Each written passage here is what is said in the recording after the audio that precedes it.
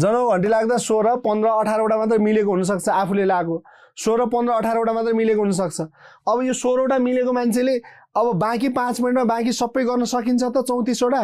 त्यो त सम्भवै छैन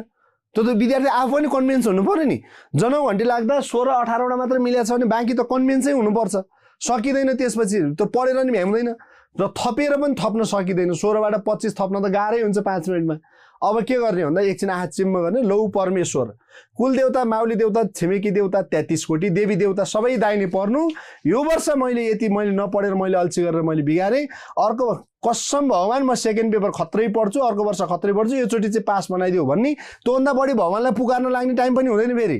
त्योभन्दा बढी भगवानलाई नसम्झिने त्यति सम्झिने त्यसपछि अब त्यहाँ चाहिँ फेरि एउटा अप्सन हानेर काम छैन 16 वटा 15 वटा मिल्नेको एउटा अप्सन हानेर काम छैन तिनीहरूले चाहिँ फरक फरक अप्सन हान्नुपर्छ एउटा अप्सनले भेट्दैन फरक फरक अप्सन ए भाइ ए लाउने डी यसो सम्झिने लौ स्वयम्भू ए पशुपतिनाथ रक्षा गर भन्ने एकदम फास्ट फेरि पशुपतिनाथ भन्नु अगाडि गोलो लगाइसक्ने पशुपतिनाथलाई सम्झिँदा 3टा 4 वटासम्म गोलो लगाएर भ्याउने किनभने त्यो 34 वटा गोलो लाउने टाइम पनि पुग्दैन कि तपाईँसँग जनौ घन्टी लगाएर त्यो गनेर मैले यति थोरै मिलाएँ भन्दाखेरि तपाईँले तपाईसँग 2-3 मिनेटको समय त त्यो 34 वटा गोलो लाउँदै जान्छ किनभने गोलो पनि हामीले ध्यान दिएर लाउनु पर्ने हुन्छ गोलो लाउँदा पनि त ध्यान दिनु पर्यो नि त गोलो पनि के फटाफट टिक लाउने होइन यसरी तपाईँले 34 वटा गोलो लाउँदा त्यो 3 मिनेटको समय पनि पुग्दैन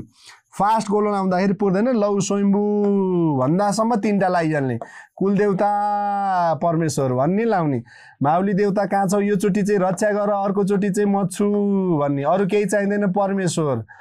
भन्ने यसरी गोलो लाउने एकदम फास्ट गोलो लाउने त्यो फास्ट गोलो लाउन नि भ्याउनु न लेखेर राख्नु न पर्सि थाहा भइहाल्छ नि शनिबार टाइम पुग्दैन के अब्जेक्टिभ क्वेसनमा फर्स्ट पेपरमा